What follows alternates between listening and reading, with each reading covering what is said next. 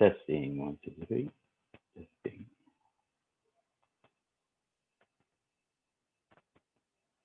Testing, 1, 2, 3. Yeah, no, I know. It's like... How have things been at the library? You know, it's I can't say it's business as usual. You know, we have very little programming and just Zoom programs, and you know, where the services are slimmed down, but we're still going. Oh, I know you all. You guys were busy, especially during the election season. So. Oh yeah, we were. No, you guys are stalwarts. You're like our teachers. You're always there. We're gonna wait. There should be a few more people joining us. Oh, I see a few here. Let me let them in. Hello, Francis. Good morning. Can you hear me okay? I can, and I'm going to promote you to panelist, so we'll be able to see you soon. Good morning, Ms. Martinez.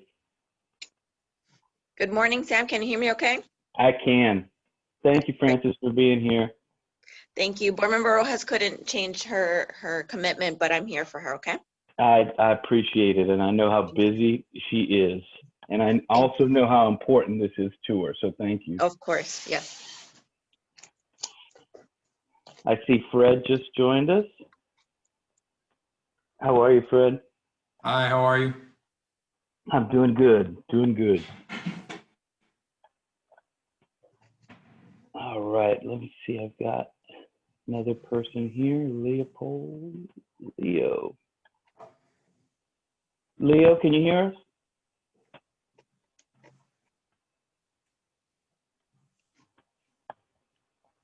I know the vice mayor is going to be joining us. Let's just wait about a minute or two, get a couple more people in, and then we'll go ahead and get started.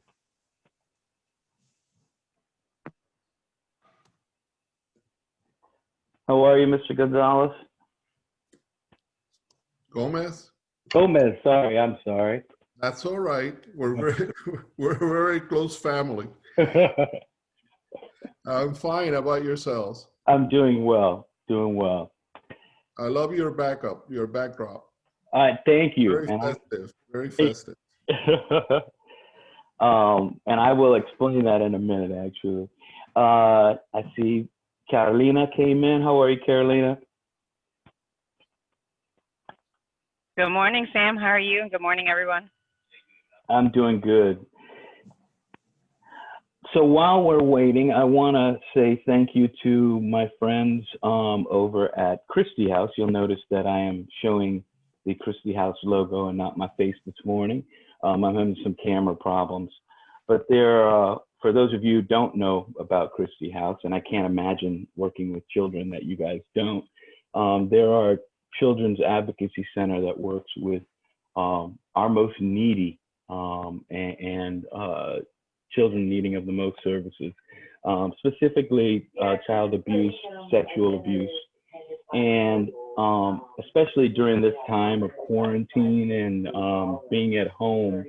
Actually, reporting has been down in child abuse cases because most of our reporting is done by our teachers and not by families. And so it's just a little reminder that at this time, let's remember there are kids and adults out there that are having a difficult time, an even more difficult time during this pandemic. And Christie House does great work. If you know of anyone who is in need of services, please refer them. All of it is free and confidential, and they do amazing, amazing work. So that's my plug for Christie House. All right, let's see who else. I've got one more attendee here. Let me let him in, and then we'll go ahead and get started. Danielle Ferreras. Hello, Ms. Ferreras. Hello, good morning. Happy Friday, everyone. Good morning. All right, I'm going to go ahead and get started, and then we'll have folks catch up as we get going, because we've got a pretty full agenda, and I want to make sure that I give the timing that we need to, especially our city staff folks, to really talk us through this. Thank you, everybody, for being here today. My name is Sam Joseph. I'm the vice chair of the School Community Relations Committee for the City of Coral Gables. And one of our projects as part of the school, and that's the Education Committee for the City of Coral Gables. And our job is to look at the educational landscape, specifically our schools, and we work a lot with our public schools. One of our projects, when we were founded, was to look at school libraries and how we could support our school libraries, which are in desperate need of support, supplies, any number of areas. And out of that project came the Summer Family Literacy Festival, because as we visited with our school libraries and talked to our school partners and our local library, we found that literacy is an important topic, and we know it's critical in order to have success in education, and that there were a lot of initiatives in the community looking at how can we get our kids reading at grade level so that we can build ultimate success. And from that was born this event. And really the whole goal of the event is to look at making literacy, reading, writing, and understanding as fun and as engaging as we can for children and families. And so that we can really beat that curve of getting all of our kids reading at grade level by 3rd grade. Statistics tell us that if we can do that, we can almost assure success for those children and assure success for our community in the long run. Yeah, So what I want to do real quick is to have folks introduce themselves. So now that you know who I am and why you're here, I'd love for you to talk about who you are and what organization you're with in terms of this event, because I know some folks are pulling double and triple duty. And then we'll get started and talk a little bit, get a little deeper into the event. And let's start with Fred from our wonderful Community Recreation Department. Good morning, everyone. My name is Fred Cusero. I'm the Community Recreation Director for the city. Spoken with Sam about this event a little bit, and we, after speaking with him, we kind of, I put together a request to go through our budget process, and we put together a good enough request because the city has decided to provide funding for us to be able to carry out this event. So we're excited about it, and I'm happy to be here. Thank you so much, Fred. Carolina? Hi, good morning, everyone. My name is Carolina Vester. I'm the Assistant Director for Community Recreation. And as we are on the subject of literacy, I want to share with you guys, this month we launched our first sponsorship program for our little libraries. So we are developing a plan where we're going to be placing them in our parks. And that, of course, will also assist in the literacy movement to encourage our neighborhood and our residents to go and share books amongst each other. So we're doing a sponsorship program that'll be probably launched. It started launching this week, but we're developing the actual package so that either a business or a private resident can go ahead and sponsor one of those little libraries. Wonderful. I see our Perfect time. Yeah, it was perfect timing, Carolina, because the vice mayor just came on as we're talking about the little library. So it's great. How are you, sir? Yes, Good. Thank you for joining us, Vice Mayor. The floor is yours. Sam, as always, thank you. I apologize for being a few minutes late. I was dealing with a resident issue, but first off, it's always wonderful to be here, and I want to commend all of you, especially our team that Sam heads up, that volunteers so much of their time to really focus on the schools, the public schools, and now with this literacy program, I think it's going to be something that's going to really just benefit our residents and the people who come and visit our community. Carolina touched on something that I also wanted to mention, and I'm happy she mentioned it and I caught the tail end of it. That was our Little Libraries program. That was brought to my attention by a very nice lady here in the city, Anna Lamb, I would say about a year ago. And it's great to see those little libraries starting to pop up all over our parks. And we're getting a lot of attention from residents that want to sponsor the little libraries and want to bring that type of opportunity to their neighborhood. Again, anytime that we can get kids in this community interested in reading and picking up a book, I think it's a win. I have two daughters, and they grew up at the Coral Gables Library every day after school. My mother-in-law, God bless her, she carries a lot of the brunt of helping raise our two girls, picking them up at school and making sure that, again, they're in the continual process of learning. She would take them literally probably 2, 3, 4 times a week to the library, get them involved, get them interested in learning and reading. And now it's something that I can honestly tell you that it makes me so proud to see my 6-year-old daughter sit down on the couch, grab a book, and read the book without us having to force her to read the book.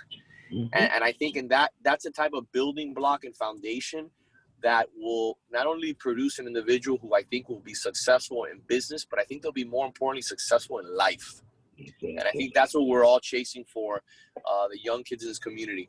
I mentioned in the beginning, I think that this literacy program that we're about to embark on, that Sam has led the charge on, is going to be something that's going to it's going to change the way that we see things here. Very good.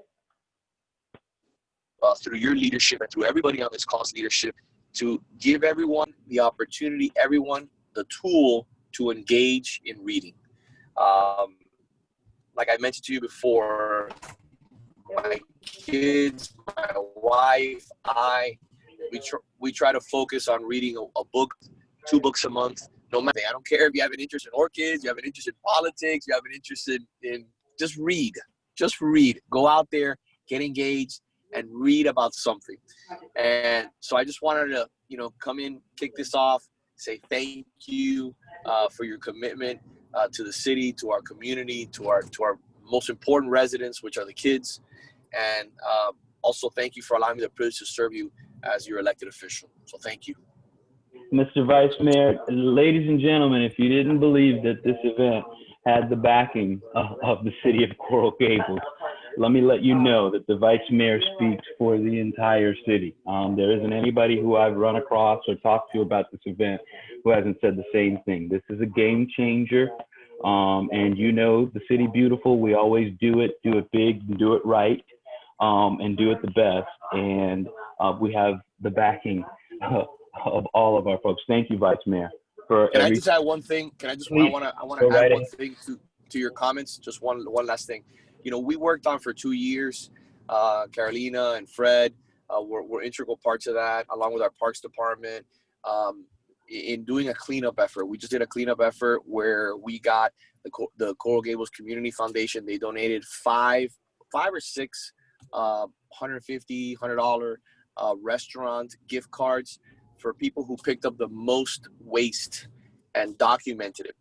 And my family also donated 2 $500 cash prizes that was done through the city. We donated $1,000 to make sure that people, again, that we did something different, where people saw that there was an actual reward for taking pride in your community. I spoke to my wife last night, and I almost forgot to mention this. This is important to us, so important to us that we're going to provide a personal donation to ensure that not only is this event successful, but that it's, a home run out of the park. So, I'll coordinate with Sam and staff and see, and I want to bring sponsors to the event. I want us to really be the benchmark when we talk about literacy. Because there's a lot of things that Coral Gables does, like Sam mentioned, and we always try to do it. Like you look at Fred, you look at Carolina, our parks are #1. We have the most beautiful canopy. We really take care of the environment. So why not have a literacy program that is just the best of the best? So count on me, not only for my support, but also count on me financially, personally, through my company. I will be donating to make sure this is the most exceptional event literacy program in Miami-Dade County, not in the state of Florida. Thank you. Wow.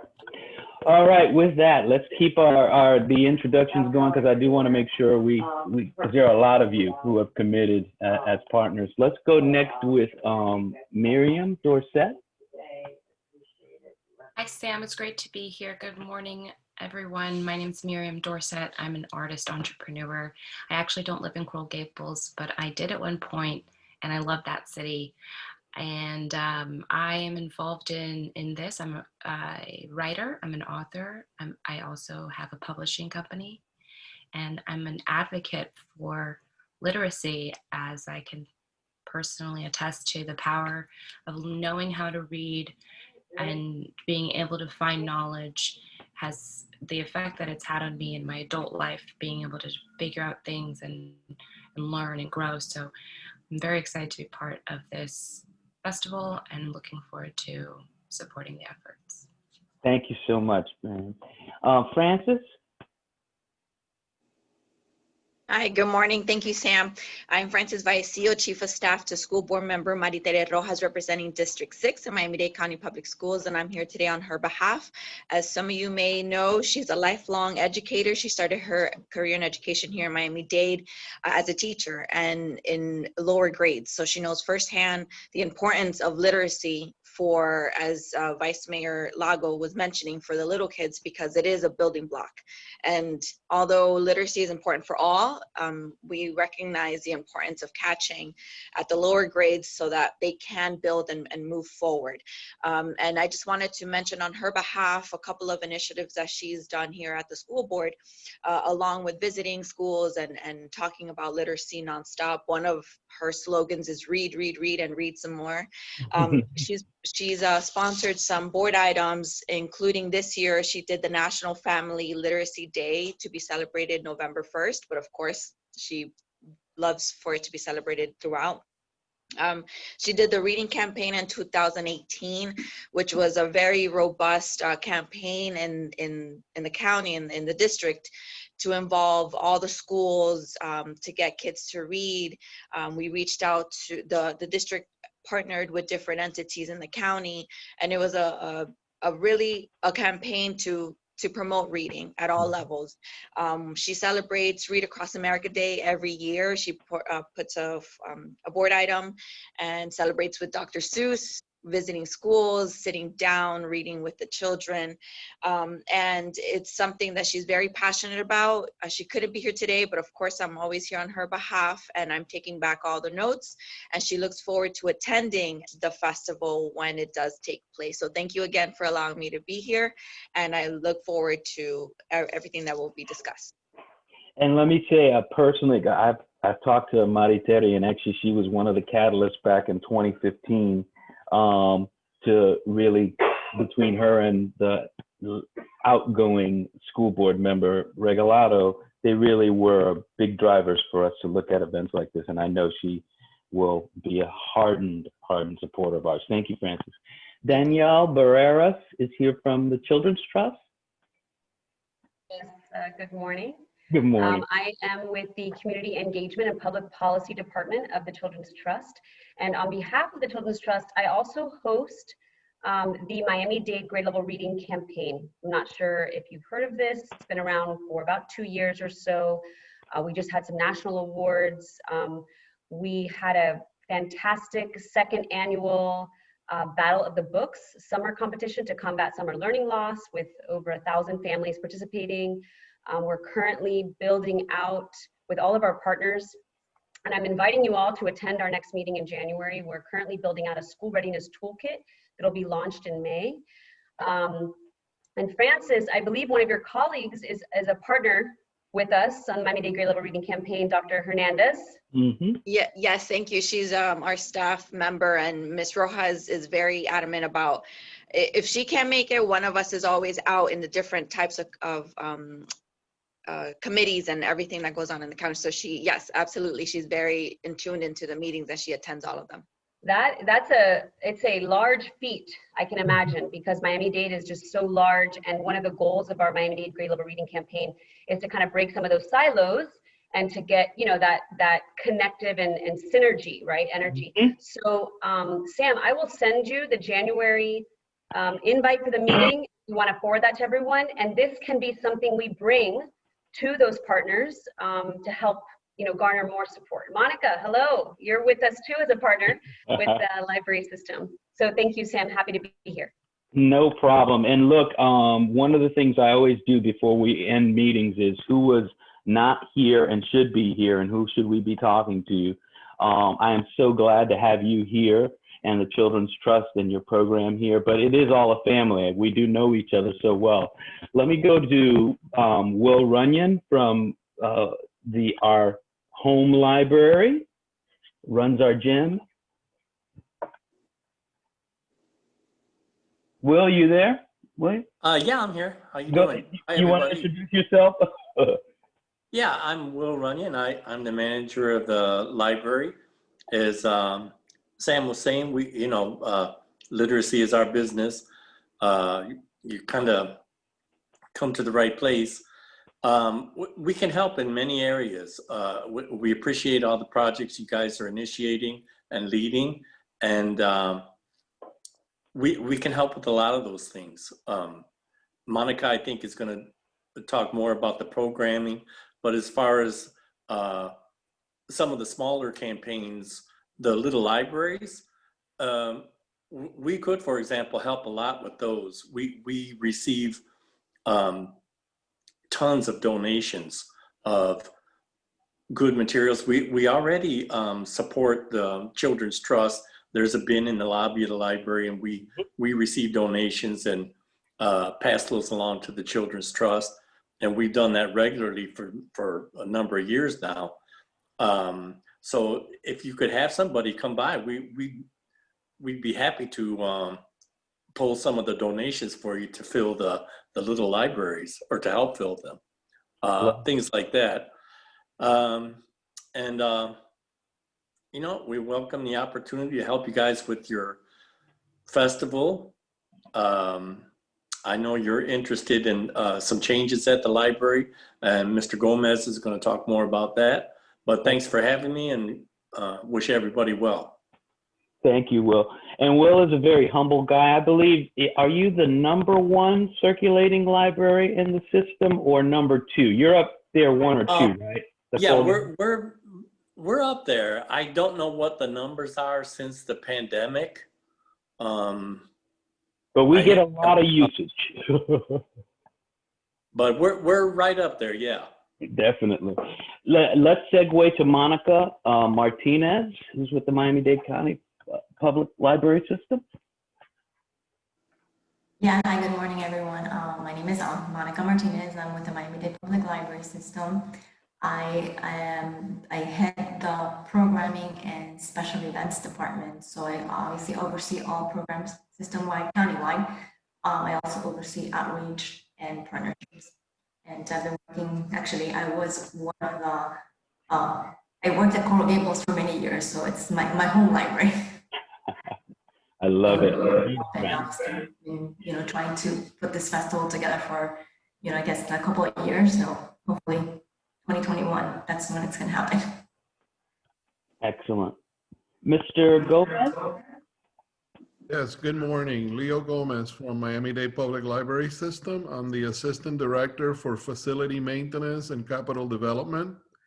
And I'm here to talk about the renovation of the Coral Gables Library and the work that we're doing on the temporary Coral Gables branch, which is located at 308 Miracle Mile.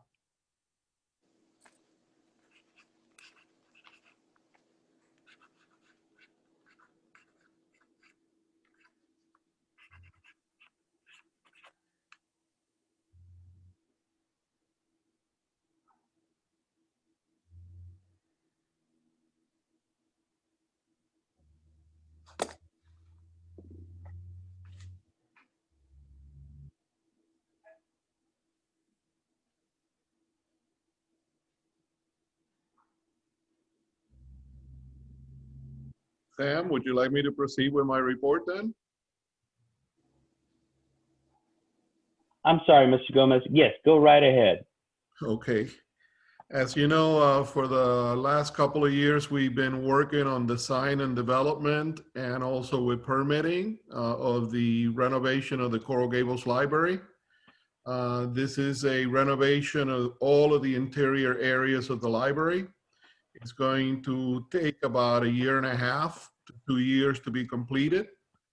Right now, we're currently in the bid process. The work has been advertised. Bids are due on January 18th. So we hope to have a general contractor on board pretty soon. In the meantime, obviously, we want to have a presence in the community. And we are currently building out a bay that's located on 308 Miracle Mile.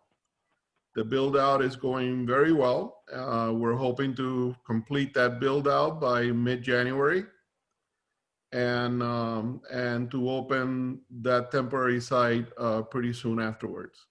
And that site will remain open during the entire period that the renovation will take place. Perfect. In terms of the timing that we are looking at for the event, this event, which would be June, first or second week of June of 2021, what state will the project be in, and how involved, I guess Will can say this, how involved can the library and its staff be in the event? Yeah, we will be right in the middle of the project, probably finishing off the demolition of the existing areas.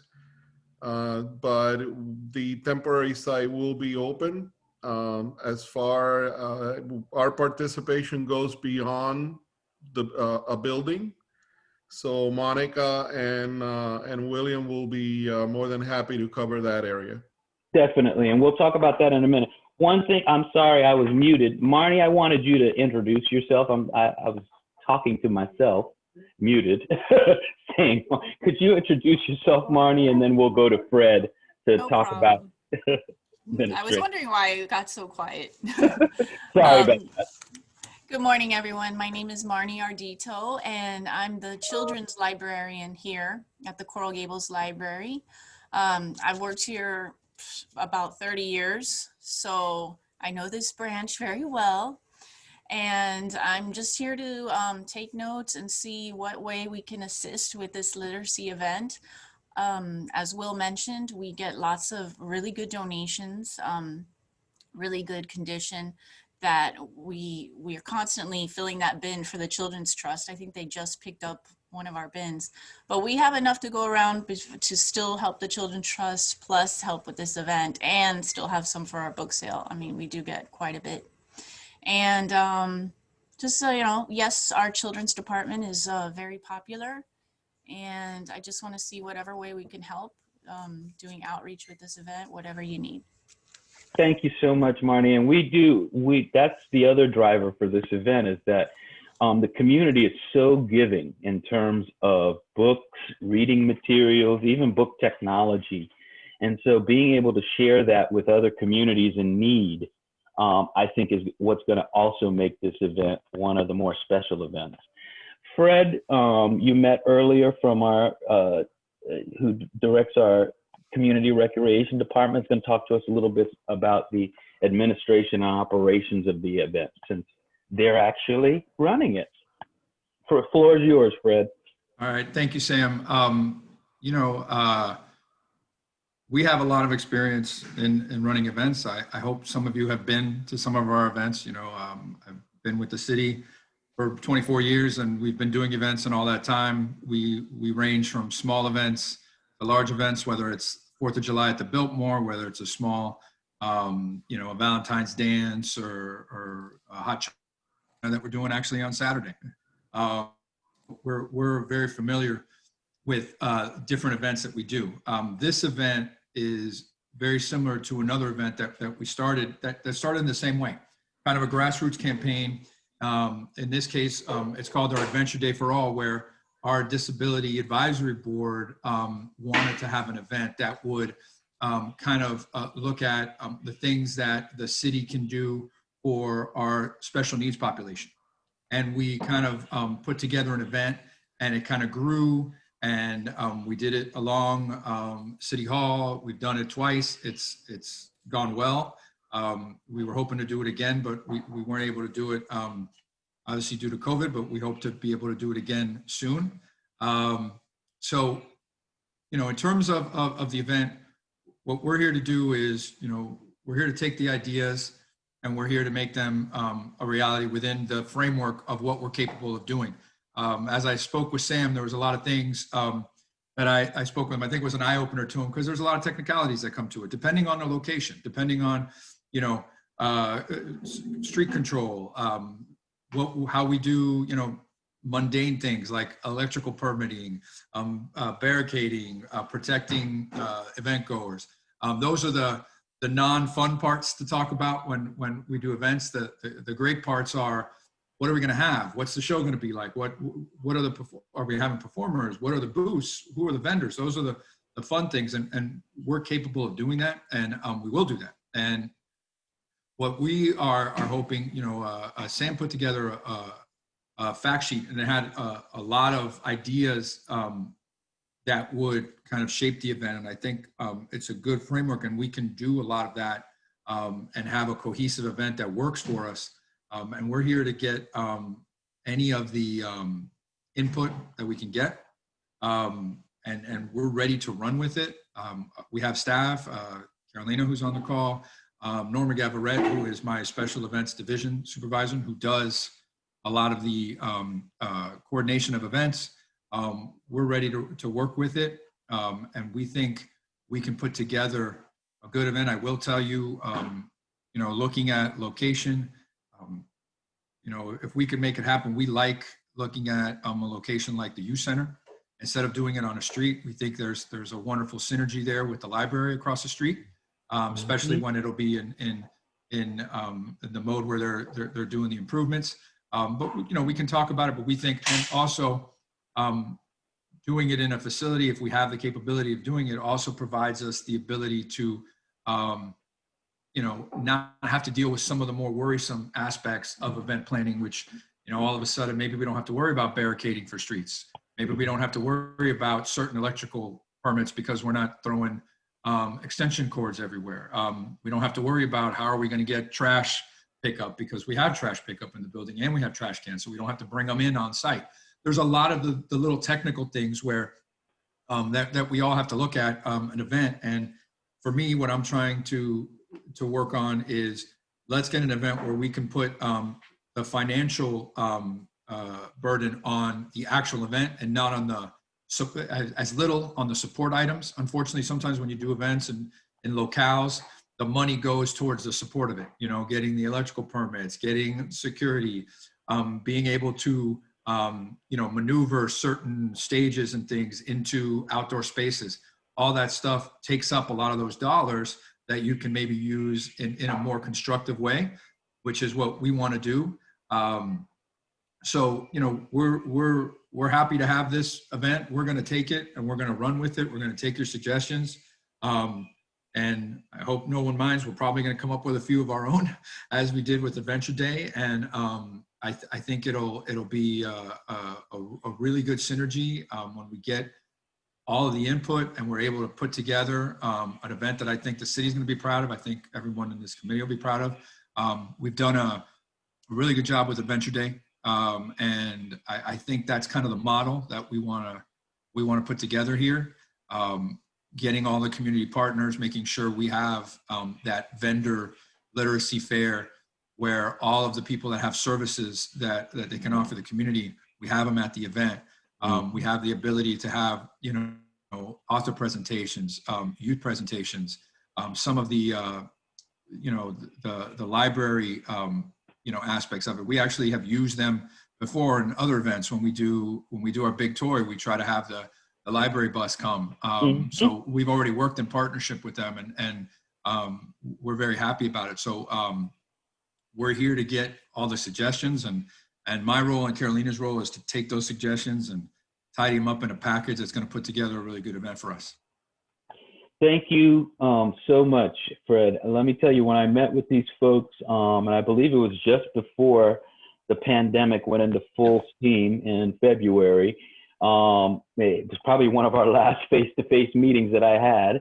I was blown away by just the talent that we have in terms of all levels, understanding everything from, yes, as you said, the candy, which is being able to play and see the kids and the families enjoy, but also making sure they're safe, police presence.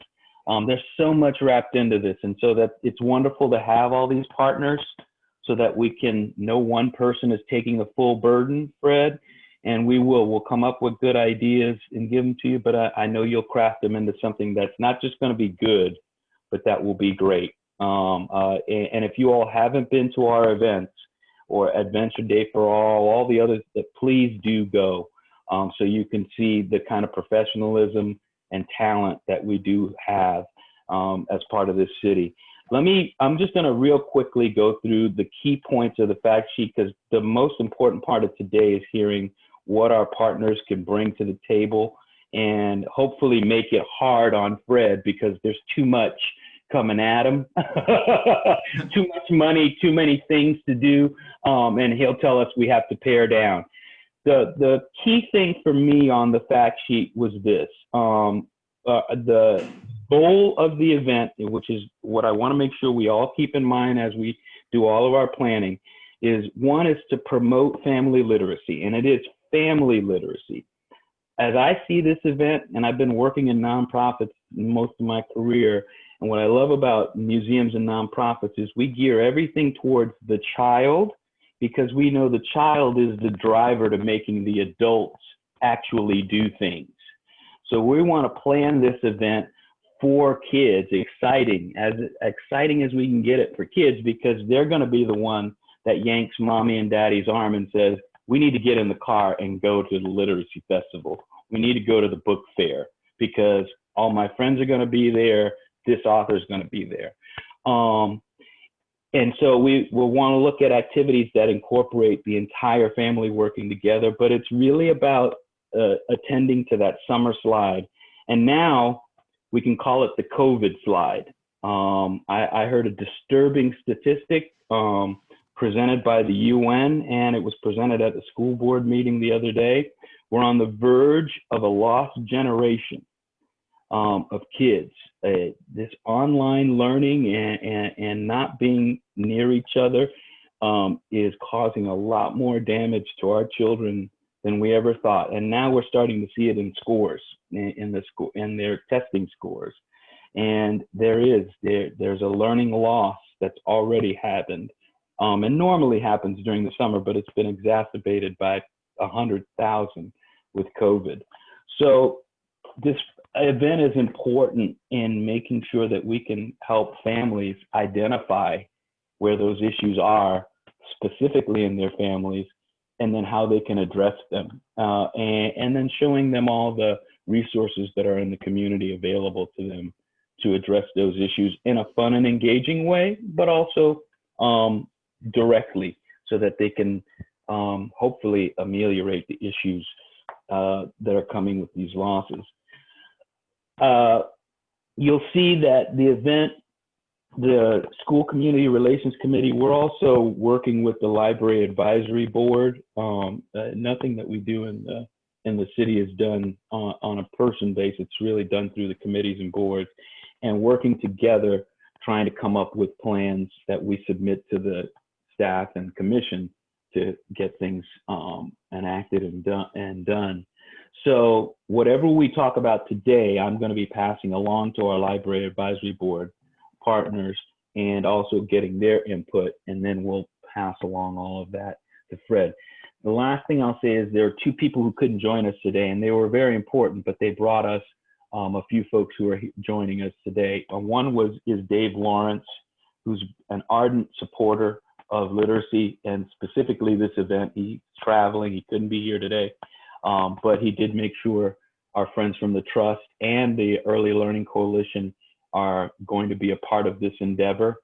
And then Mitchell Kaplan and the folks from Miami Dade College's Book Fair International are also right now early partners on this and offering advice. And obviously Books and Books is in our community, and we want to involve them also as part of this. So we do have some opportunities for other whether it's sponsorship or partnerships that can enhance this event that I can talk about. But let's first of all go back through our partners, and I want you to talk about what it is you can, and the last thing I'll say is this is a pilot project. Let's think of June 2021 as our pilot. It's not going to be the end-all event. And so I want to make sure we're realistic, do what we realistically can do and not overstretch ourselves, but also make sure that it's the best that we can do. So with that context, as we go back through each of our partners, what can you and your organization bring to the effort without stretching yourself? And how do you want to participate so that we can document that, and then we'll debrief all of that in the end and make sure that we have everything. Let's start with Monica from Miami-Dade Public Libraries, because that techno bus, I hear about it all the time, and we have to have the techno bus. I can't even do the event if it's not there, they tell me. Pretty popular. So the techno bus is what actually a bus. It's a computer lab on wheels. So what they do is that they have a schedule. They visit countywide locations where there may not be a library nearby. We can coordinate the technobus being at the event. The only thing is that, like I said, they're very popular. So we would need a specific date so they can put it on hold. I mean, we're pretty far out into the year that, you know, there's plenty of time. But again, they get booked pretty easily. So as soon as you give me a date, you know, I'll pass it on to them so they can put a hold on that. We also have the bookmobile. So sometimes they work together, sometimes they, it's a vehicle. The technobus is a vehicle. So if there's technical difficulties with the vehicle, we may have the bookmobile also as a backup. So I can put a hold on both vehicles as long as, again, I need a date for that. Also, as you know, June is the beginning of summer, and every year the library is very involved with the summer reading challenge. Last year was a challenge because, COVID. We did our first summer reading challenge completely online. We did not give out any giveaways. There were no papers to fill out. There's no coming to the library to register. So it was kept very safe. So hopefully next year we can continue with the digital. If we are, back at some normalcy, we'll maybe do a hybrid. But yes, summer reading, the initiative will go on. For those of you who are not familiar with it, it's an initiative to get the families reading throughout the summer. Obviously, with the summer slide, we try to encourage not only kids, but the teens, their parents, to read. And what we do is that we, as an initiative, we enter their names or their card numbers into a raffle. We do a drawing, so we give out like baskets, depending on the theme of the summer reading. We'll put together some packages with books or art supplies or whatever we can tie into the theme of the year. This year is, I believe that the theme is Tale of Tales, so it'll be a lot of animals and stories and stuff like that. So that, and then obviously, I know that we've met with Miriam Dorset, Carmen has. So Carmen's aware that we're in this meeting, but Carmen Centeno, and I believe Sam, you've met her as well. She's the lead of our author series. So I will definitely pass this information on to you. So maybe we can somehow work together and bring, help you with some authors. And obviously Miriam is one of them we've met with before. So we can do that, and then we have the outreach department. So, we Excellent. can have, presence as well at the festival. That would be wonderful. And actually I love that because not only do we want to present them with the reading material, but meeting the authors and meeting folks around publications, books is important, especially for the kids and looking at career options. So I appreciate anything you can do and helping us to forge those relationships. Our friends at the book fair, I hope, are also going to be very helpful to us. Yeah, and you may know this, Monica or Danielle or Monica, is there another summer book fair or literacy event that we would be competing with where we might have problems getting someone, or getting some authors or? Not that I know. I would say at this time, no one is planning in person. So there usually are a couple that occur over the summer. But like the Miami Dade Grade Level Reading Campaign is switching to virtual. And so in person, not that I'm aware of. Okay. And actually that's the other caveat, and I know Fred would probably say this, is I heard Dr. Fauci say last night that we could by the summer be out and together with enough vaccination load and doing more in-person things, not large numbers, but in-person things by the summer of 2021. But well, Sam, just to let you know, there are ways to do things. We just had our tree lighting event, which was very measured, small numbers, and we kept everyone social distant. There was a lot of control measures. We had quite a bit of staff needed and barricading and measures. So you can do certain things. As we get closer to the time, we'll be able to measure and see what our capacities are. It's as long as you can do a good control of crowds. And luckily, we've been very fortunate so far. What we've seen is the public has been very attentive to whatever directions or whatever rules are put in place. At the tree lighting, you had to sit in your pods, and even the little kids sat in their pods until they were told they can get up. So it was great. So there's certain things you can do. I don't know if you can do the full breadth of what we would like to do in a normal event, depending on where we are in June. But there are some things that you can do. It just have to be just measured and controlled. Okay. And let's plan on as though it's going to be what we want it to be, mostly outdoor street festival or festival atmosphere. And then obviously let the pros, once we turn the plan into, you're going to pare it down to what it needs to be to do what's safe for us. Marnie, I know we've talked about the book donation piece, but we've also talked about, highlighting the children's services that are offered through the library. You guys have a huge and very popular after-school program that's there, but talking to families about what's available and even having some sessions during the event where families can participate.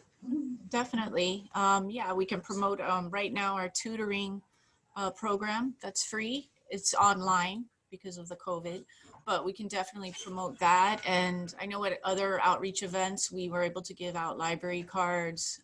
So we could do that for the family. Different things we could still do and promote our branch here. And I asked Mr. Gomez if you wouldn't mind sharing the temporary library site address on the chat with everyone. I know a couple people asked about that. That would be great. In talking about presenting real artists and authors, this is where Ms. Dorsett and is Ms. Charger here? Is Georgette here? She was not able to attend today. Okay. I just want to make sure I didn't leave her out in the lobby somewhere. But no, that's where that'll be very important. I had an opportunity to meet with Georgette and Miriam with the vice mayor. It seems like eons ago now. But just the plethora of contacts that they have with Bootstrap Publishing and the kind of authentic and local talent that we really want to highlight. We really do want to highlight local talent because we want this, it's not just a Coral Gables event. We see this as a regional event. We hope that kids from throughout Miami-Dade County and South Florida, if it gets popular enough, will come out to this event. So would you talk a little bit, Miriam, about the kind of talent and other things you may be able to bring to this event and maybe inspire to work with us? Sure, we would love to do similar event that we've done for the local library with Monica and Carmen. It's a art project along with a book reading where the kids are kind of creating their own book. They're creating a cover to it, and then we do what's like a reverse book signing. So instead of, at least for the book that I've written, they create their own book, and then I, the author, sign their book, and then they have each other sign each other's books. But of course, with other authors that, you know, we work with, book readings and then doing some sort of art project along with it is usually what we organize and arrange. I love it. I love it. In talking about that, I spent 30 years of my life in the museum world, so I will be talking with our local museums. You see Coral Gables museums listed here, but also some of our other museums to come out and set up stations and again make reading real and exciting and fun. The more engaging it is, they don't even realize they're learning, and we all come out the better for it. The other part of this project is we're looking at a service aspect also for our students, is to look at reminding them that we're very lucky in that we have the resources to even address this issue and the time to address this issue with our families, and making sure that our kids have the best in terms of literacy and access to the best services. And so having them share what they have with communities of need, we're going to be having book donation drops, and hopefully we can feed into your programs and then build some of our own programs, whether it's the little libraries or others. And then also book tech, because now with COVID, we've learned that technology, and we're not going to go back, even after the pandemic, there's going to be a lot more online learning than there used to be. And so we want to make sure that book tech is part of that also, and that we're looking at donating to needy schools and needy programs so that they have access to those materials also. Any community partners that you know of or business partners who can be helpful in that effort, please let me know so that I can pass it along and so that we can contact them, because we do want to make sure that service and giving back is part of this event and project. Let me see, am I forgetting anything? The other thing we want to do with this event is we want to highlight our city beautiful. We have a lot of literacy resources here, a lot of bookstores, a lot of reading rooms, just movie houses, coffee houses, and now with our little libraries. And Fred, you might know whether this is possible or not. I mean, just a tour of our, some of our bigger literacy establishments. Like, we got to go buy books and books. I mean, because we're not holding the event there, we still want to highlight books and books. Is that possible? Do you think we could get trolley or freebie access where folks could jump on and jump off and see different literacy sites around the city? It's a possibility. We'd have to look at it with our trolley department. It's not necessarily that we can't do it. It's just, it would probably just, be the cost. Yeah. It's just funding. Yeah, we'd have to look at what would be the logistics of it. Would it be, taking off from our main location every half hour or every hour? And, right. doing that. And yeah, we can come up with something. The only thing that I would caution is if we're going to do that, then we need to look at wherever our stops are, that they're aware that we're coming and they're waiting for us, and they provide something for the patrons when they get off to say, okay, so they're here, they're doing this, you know, and then maybe you have to do it in some sort of reservation, because what you don't want is you don't want the trolley there, you only have 1 or 2 people on it going around. So it's coordinating that and seeing what the need and demand is for it, and maybe having some sort of sign up so you know what you're going to be able to do for those tours. Well, there's 2 meetings that I'm going to get soon. One is with Ms. Kaplan to talk about how much or how little Books and Books wants to be involved in terms of the store itself. And then I'm going to talk with Mark Trowbridge and see whether our business partners might not be a sponsor of that, you know, tour, because a lot of it will be around some of our businesses, whether it's Barnes and Nobles, Books and Books, some of our independent booksellers. And so maybe they can help, you know, offset some of those costs, and then have those, you know, like you said, little activities when people come off, you know, whether it's a wine tasting or, you know, an art activity or or book signing, so that again, we draw attention to our businesses, which are doing a fantastic job of engaging folks in literacy, and folks get a chance to see the city beautiful, because we are proud. It's a great place to live. You'll see that the sites, and Fred, I am cognizant of what you said about the site piece, because that is the most important piece. We had always wanted it to be in and around the library, but we knew that the renovation project was going to be an issue. Look, the youth center is a fantastic facility, both indoors and outdoors. I think it could more than capably house this event and do it very well. Once we put together the plan, you tell us, but I want to make sure that we do, at the end of the day, we have to make sure the Coral Gables Library gets their due in terms of being seen and heard, and also our school libraries. I want to make sure that they're all represented, so that folks don't forget that it really is about them and bolstering them and what they do, and making sure that people can access them and use them. Yeah, Sam, the only thing that we'll have to look at and see what the challenge will obviously be, you know, COVID related.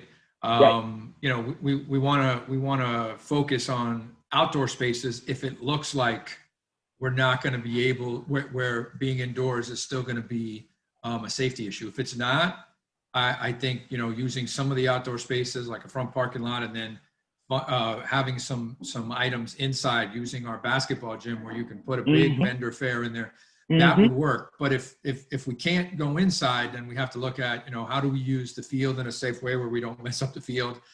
Maybe the outdoor basketball court, the parking lot, and we make it so, you know, kind of a contiguous festival type look.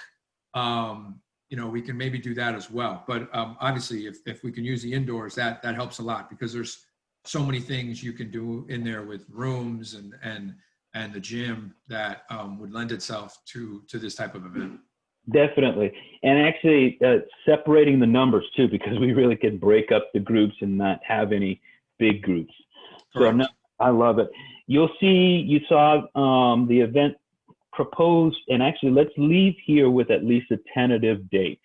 We didn't want the event to go any later than the week after public schools end, because we know a lot of our residents go away for the summer, and they leave usually right after school ends, and we want to make sure we capture those folks before they leave. So we were looking at either the first or second week of June. Public schools end on June 4th. Most of our private schools are out either the week before or the week after. So we were looking at either that first or second week of June. Go ahead, Fred. Yeah, we had talked a little bit. We were hoping maybe, and we had talked about this when you met with us, maybe at the end of May. Only reason being is especially for us, you know, our summer, you know, we have summer camp, which is, you know, one of our busiest, if not the busiest time of the year. And that last weekend or two is where we orientate our 100 seasonal staff that come in every year, brand new. And so we use those weekends up for orientation. So it becomes a difficult strain for us in terms of staff because we're kind of tied up with summer camp. That's why we talked, you know, near the end of May would be great for us. I think it still brings us close to the end of the year. No, Carolina, you want to share some dates? Yeah, I know, Sam, you mentioned on the plan, you had mentioned 3 different weekends. So the last weekend of May and then the first 2 weekends of June. Now the last weekend of May obviously leads into Memorial Day, and that could be twofold. I mean, it could be a blessing. We've seen events where we've run, we did our sensory friendly events on one day out of accident on Memorial Day weekend, thought nobody was going to come up, and it was the busiest event we had. But it also could be a negative because of logistical staffing needs, people take leave, vacation, overtime. So it's something to consider, and that'll depend also on our resources and our partners if they're able to allocate resources during that type of a weekend. The good thing about doing it is it's a longer weekend, so you might have more participation because people will probably be out for 3 days versus just the quick weekend day. Yep, I like that. And the only other hesitation that I had, because I had looked at the weekend prior, is the Little Haiti Book Fair happens usually the 3rd week, I believe, in May. And I don't want to get in the way of their event. And actually, one of the deals that I made with our book fair international folks is that we would help promote not only the international book fair, but also the ancillary smaller book fairs that they do, including the Little Haiti Book Fair. So I like, let's try. It's a pilot. Let's say right now the Memorial Day weekend for the pilot and see how it goes. Again, we'll turn it into you guys, Fred. You're going to have to figure out logistics, and if we need to make a change, we need to make a change. But I at least we leave here today with the partners and everybody with the date around their head. So we're looking at the 29th. Let me just look at the calendar here. And the Haiti fair is the 22nd? I believe the week before. I believe it's the 22nd, yeah. And so I want to make sure that, and actually we're gonna, we've been offered an opportunity to go to that fair to promote our fair prior, and they will put out anything that we need and do a little teaser out there. And I'm probably going to take them up on that offer. But I want to join as much as we can, support one another, and we'll promote the Little Haiti Book Fair actually in the city once they have their information. We'll send it out. But let's say, the 29th, right, for now. Does that sound good? Yep. Any nays? Anybody got problems with that? Not going to be in town? All right. So 29th, we're looking at youth center area. The other great thing about that area is the parking, because everywhere else you look, you worry about parking and being able to fit people in parking. And I just like that area because there's a lot of different places to spread people out and let them park. I have to say, if the actual fair component happens in that front parking lot, a nice thing too is we have a beautiful tree canopy right there. That's right. Normally when you do outdoor events in that time of the year, it gets really hot. So that's like an added plus that you have a beautiful tree canopy in Coral Gables, especially in that parking lot. Speaking of which, across the street there, I know we've used it for spillover parking for events. Is that a city lot? Is that open swale area accessible? Yeah, yes. So it is, Yes, that is overflow parking. We just have to keep it unpaved, but it is overflow parking. We do use it for events. We've used it for the egg hunt. We use it for 4th of July.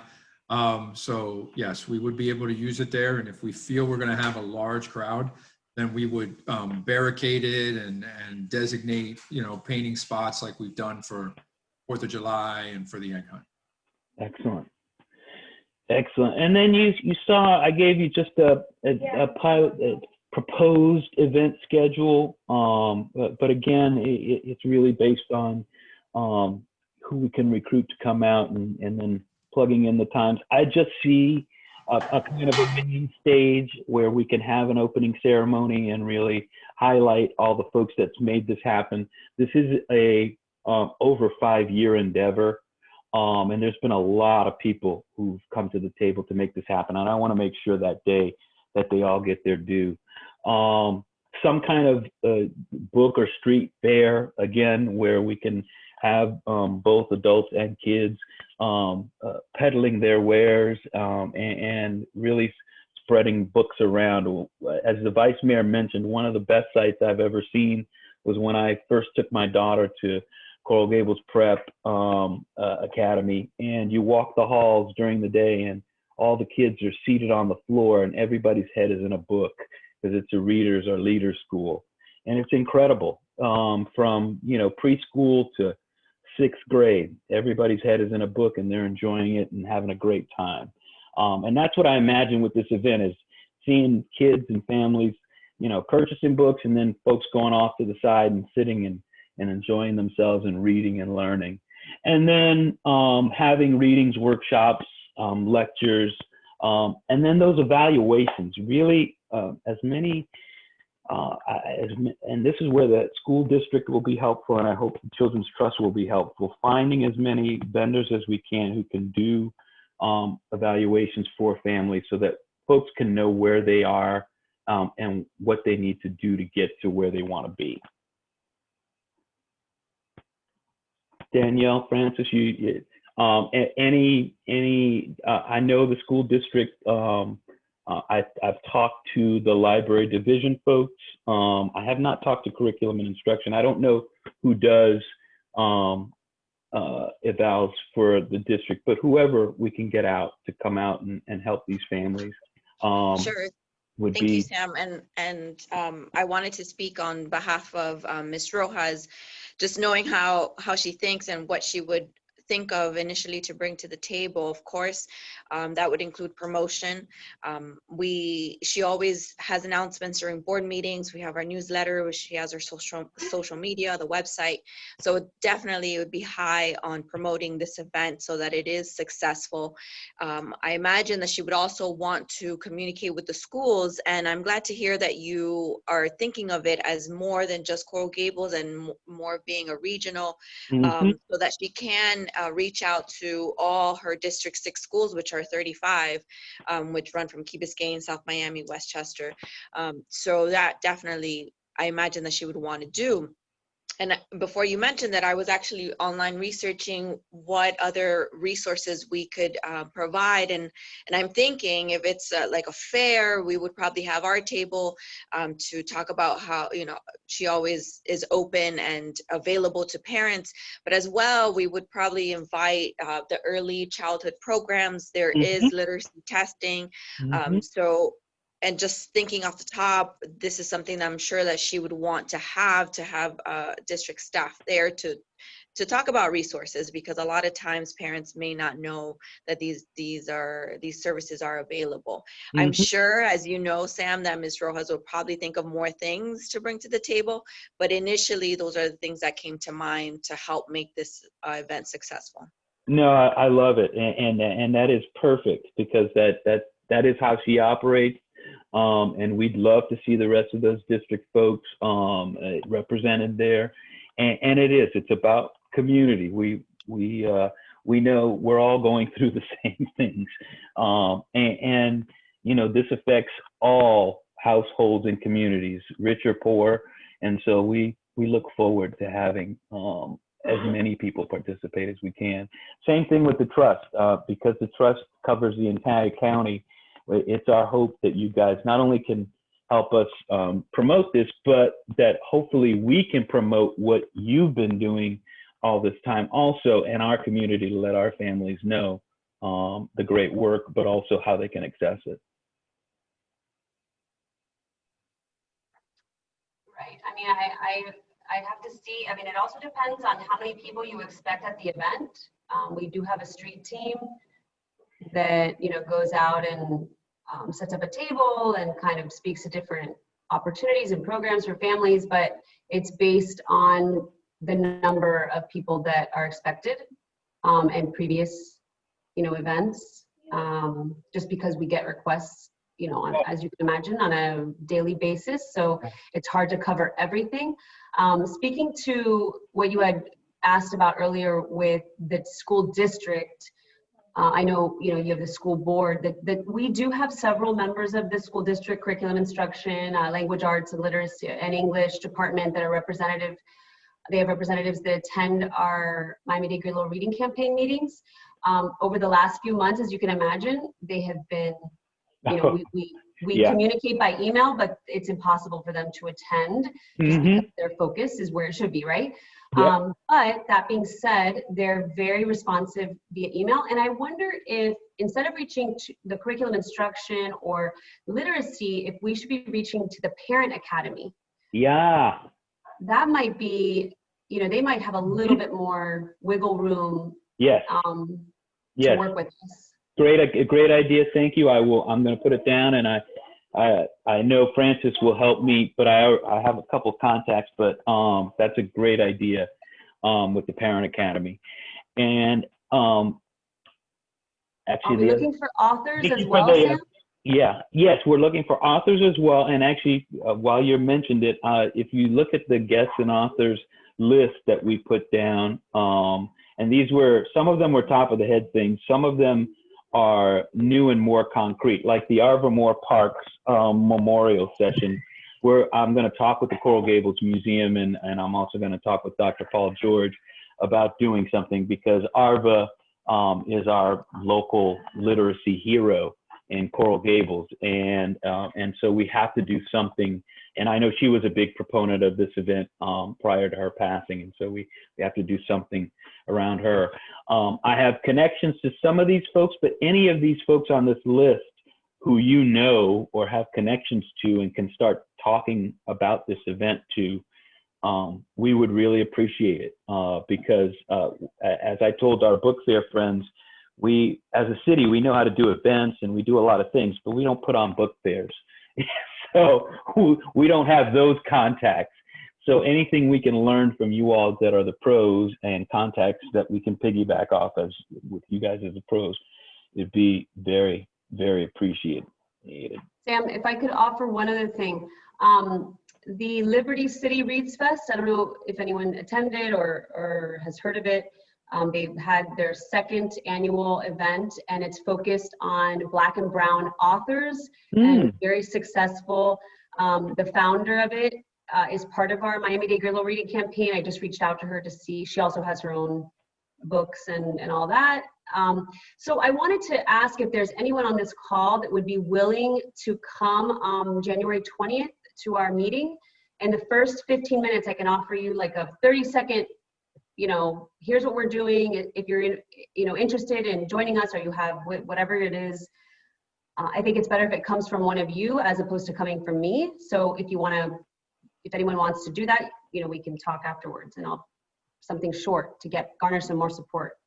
You got me. Plan on me, but I don't mind anybody else who wants to speak on behalf of this. But you at least have me who will be there to plug in. And give me Liberty City. Tell me that event again. So that's the Liberty City Reads Fest. It's Susie Guillaume. Okay. That sounds fantastic. Again, I'm working with the folks, actually in contact with the folks at the Lola B. Walker Homeowners Association and our McFarland Historic District. This is an all-inclusive event. We'll have all of our different little cities represented, and you saw there's even an international village component that we want to do. We have so many consulates and other organizations here and sister cities, and we want them represented in the event because we truly are an international city. Let's see, recess. All right, excellent.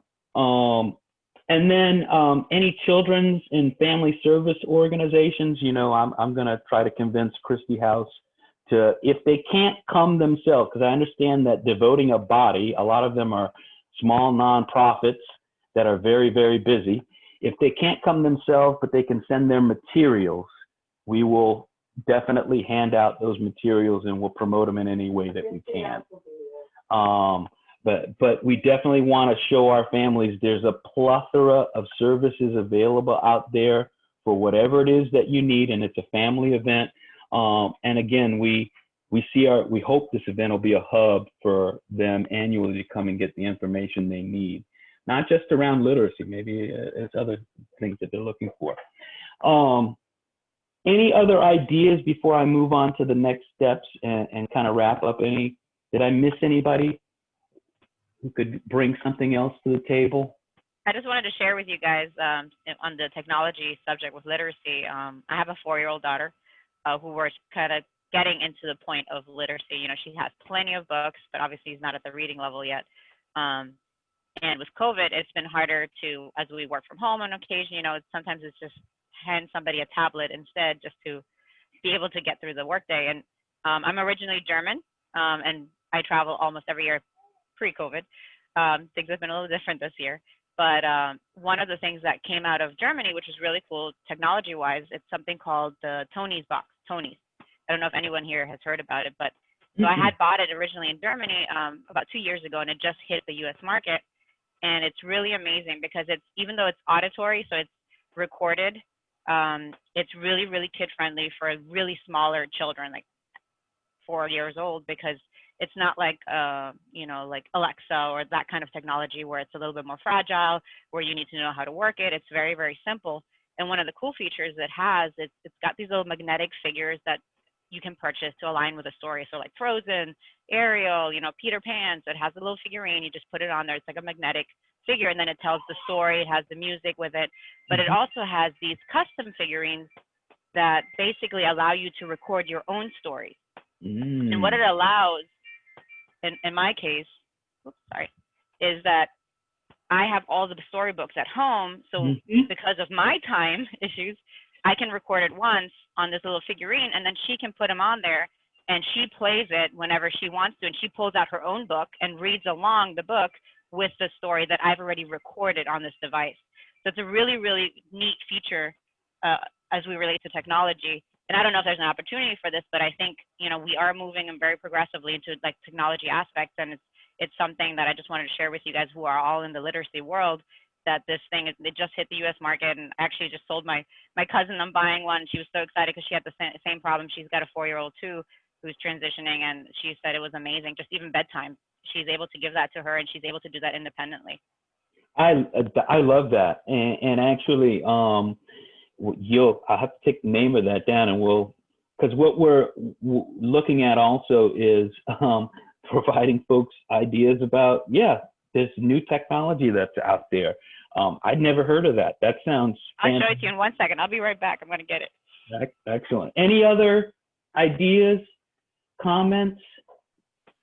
Well, along those lines, Sam, is I think on the list I put Caribou, which is a local app that, or not app. Well, yeah, I guess it is an app that's made here in Miami. It was put as one of Apple's top apps in 2019. It was also in 2020. It was 2019 Time Magazine Best App, and it's one of the highest levels of like digital reading. So like app engagement for children, there's multiple levels. I'm not the expert on it. I actually learned this from a colleague at the Miami EdTech, but with kids reading digitally, there is a lot of effects, you know, on the brain, but it is the future. We have to kind of accept it, but there's levels to it where the first level is like, just give the kid an iPad, and it's like the worst level, right? But then the second one is you give them the iPad and maybe you're like sitting with them, doing something with them on the iPad. That's like not as bad. But then the third level is they're on the iPad, they're interacting with another human through the iPad, they're learning and doing things. And that's kind of like what they say is the best case scenario for their digital development or whatnot. No, that again, and you mentioned Miami EdTech. Thank you for throwing that out. Because again, I want to let the folks who are the pros at doing this come out and be able to talk about what it is they do and how they do it. And if you're think of folks who should be there, either be at the event or be involved with the event because of what they do. Please send it to me, email it to me. You can even throw it in the chat here, and we will, even if you don't have their contact information, because remember, we want this eventually this event to be annual and sustain itself and to just grow. And so if we don't use them this year for the pilot, we will definitely call on them. I promise you. Show me what you got, Carolina.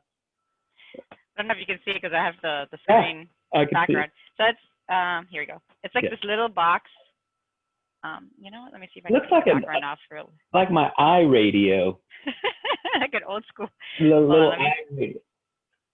me see if I could just quickly change the background screen. Hold on. No, you know, for some reason it's not letting me. Hold on. Oh well. So basically it's this, and it comes with these little magnetic figurines. So this one's obviously Elsa from Frozen, and you just literally stick it on top and you turn it on.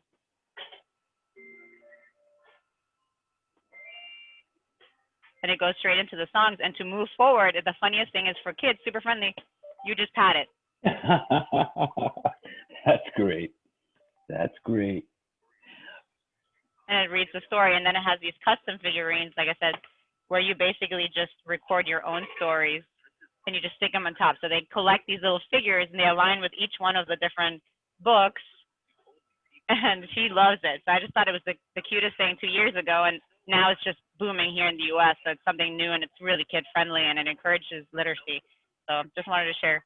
No, I love it. And actually that it reminds me that one of the other things I want to do is we did a fantastic project, and I've done it several times, where we have kids write their own books. And it's amazing, and coming up with their own stories.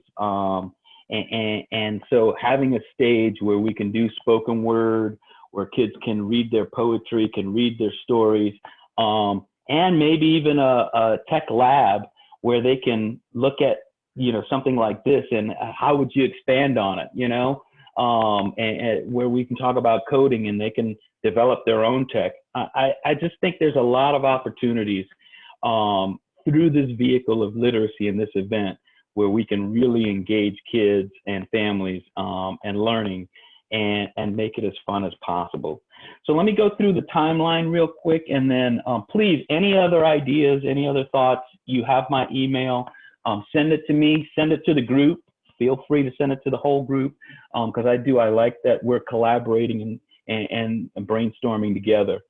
As you see, we've since 2017, we've been talking about this, trying to secure commitments, and really talking with the pros to make sure that we do this right. And I thank you to everyone who's entertained us and given us your ideas, because without you, we would not have even been able to come up with this basic plan that we have here. You guys are by the way, the event planning committee. Congratulations for being on the Summer Family Literacy Festival event planning committee. Really, your thoughts, your commitments are what's going to make the bulk of this event. And so I appreciate you making those to us. As you see, we're going to schedule project planning. We did that for Charrette this month, but I want to do another one with the actual commission and our school community relations committee. I hope it'll be a sunshine meeting where we can sit as a group and bring in the public and talk about the plans that we currently have and ask folks their thoughts about making it better.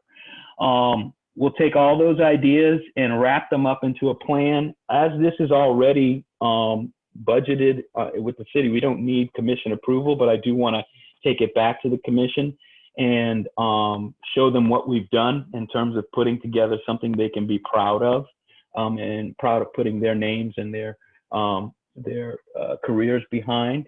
And then it's ironing out the details and making sure that we have a iron tight an event as we can by the early part of spring, so that we can start promotions and getting the commitments that we need to actually put it on. Is there anything on the timeline that I'm missing And Fred in particular, I thought you,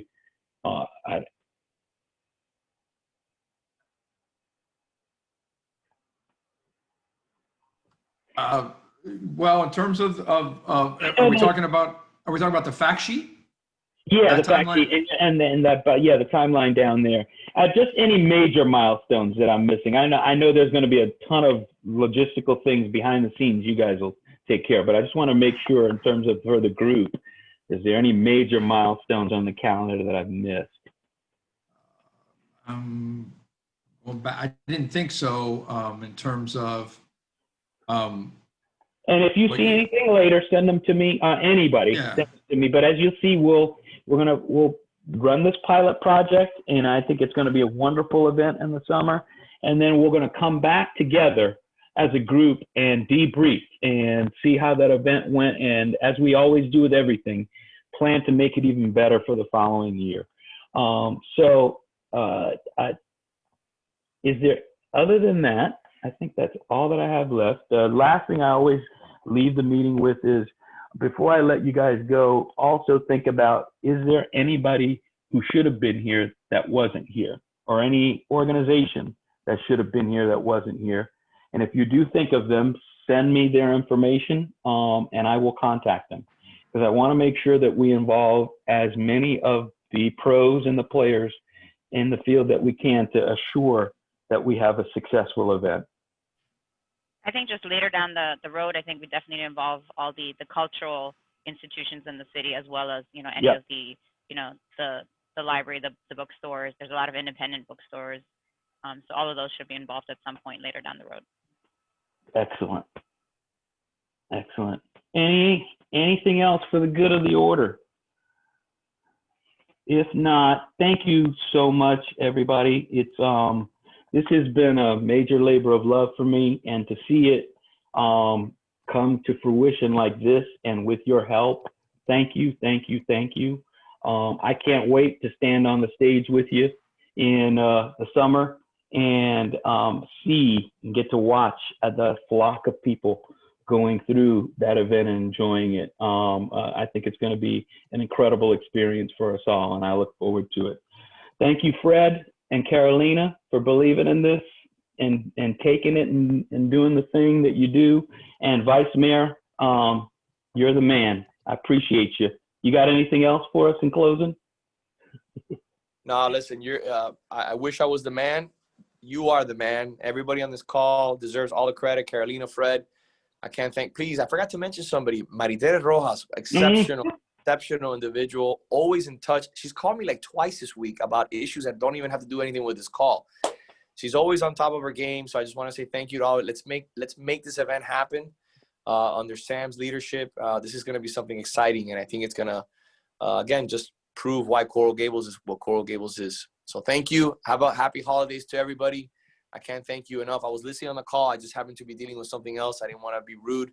But thank you to everybody who's made a commitment to literacy and to the city of Coral Gables. You're the best. Thank you. God bless all of you. Ditto. Everybody have a happy holidays. If you're not living in the city beautiful, think about it. Take care. Bye-bye. Bye. Thank you, Sam.